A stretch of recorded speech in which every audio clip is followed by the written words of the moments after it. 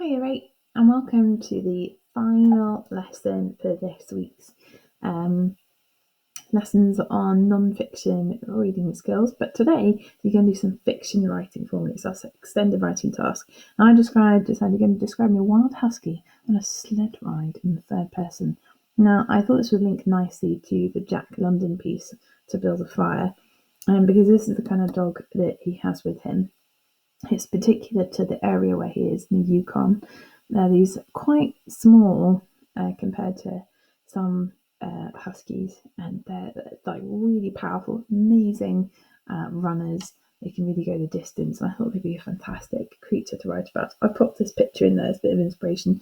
You'll notice they've got really beautiful eyes, lots of them very pale blue. Sometimes they've got eyes of different colours because they've been bred for their, not for their looks, but for their aptitude to run, to lead, to pull, to steer, to work as a team. It's amazing. If you'd like to know more, I'll attach an article from National Geographic about sled dogs. It's quite good fun. And today, I'm going to give you a different way of approaching this. There's some vocabulary to include. If you haven't used one before, a colour thesaurus is really fun.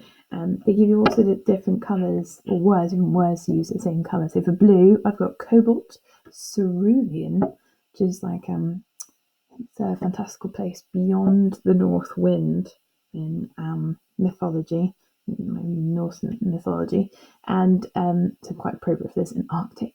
And a number of other words for white and grey: eggshell, pearl, alabaster, cotton, charcoal, graphite, and smoke. Look, graphite's cool. That's actually what's in your pencil lead, is graphite. Look at that like lovely smoky grey around their faces, around their nose and eyes and ears, and the way it sketches into the white of their fur. That'd be a great choice. Now, slow writing actually uses, so it slows you down to think about each sentence and what techniques you're using. So I thought, why not? I'm going to give you 5 things: a colon and a list of 3, colours, a fronted adverb, which is an adverb of manner, ends in ly, and then you put a comma and it begins the sentence. Okay, it's quite simple. I'm going to model this in a second. Sounds and semicolon. I'm not sure I should put that in. Let's have a look.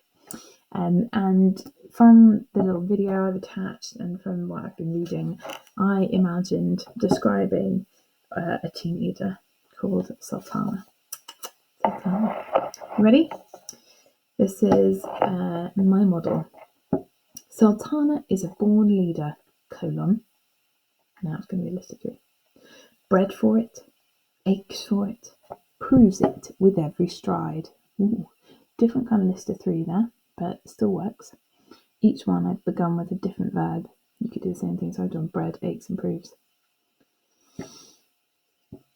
Some kind of bread, crying out loud. Right, one of her eyes is an icy cerulean blue, the other a smoky chestnut hue.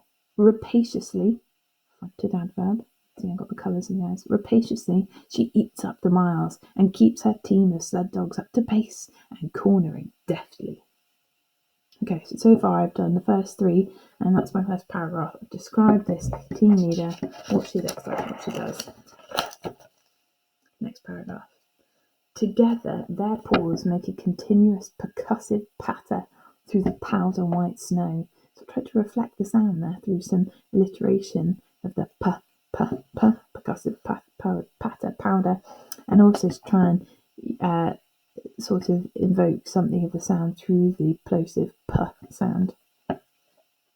Sultana is following a course through the pearly expanse known as the Yukon Quest.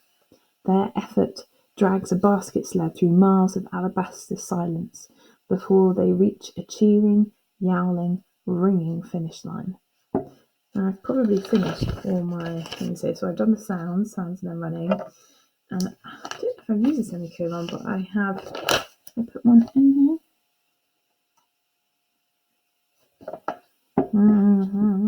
Pearly expanse known as I'd have to think about where I put my semicolon.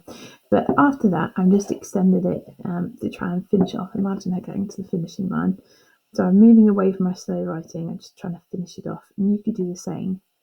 Her snowy muzzle has a coal black nose thrusting forward as she pulls. Her ears and the edges of her face are etched in graphite, which mottles down her back and haunches. Haunches is like the back leg and hind region of the dog. She will crown her driver the winner. She is the queen of her team. She is supreme. She is Sultana, the sled dog. Okay, so have a go at describing a wild husky on a sled ride. See if you can use these techniques in that order and some of those vocabulary choices as well. Just like a fun challenge. Don't worry if you get stuck. Primarily, this is just a way of practicing your writing so that when you come back to school, you're top notch and totally up to speed, just like these lovely sled dogs. I hope you enjoy these, and don't forget to submit your responses via the forms link.